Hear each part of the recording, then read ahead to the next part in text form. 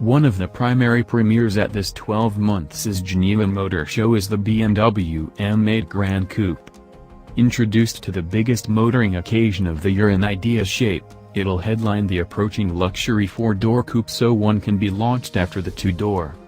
No person outdoor the enterprise is aware of exactly why the all-new M8 Gran Coupe might be released, but as soon as prepared, it'll face some stiff opposition from the Mercedes-AMG GT 4-door coupe.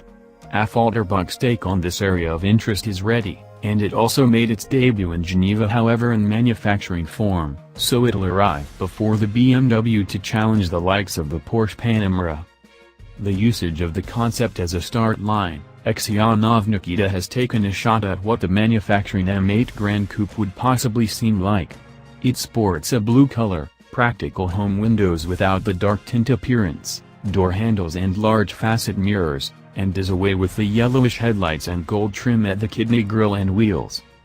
M variations of the coupe and convertible 8 series also are expected, and all three will in all likelihood percentage the brand new M5's powertrain.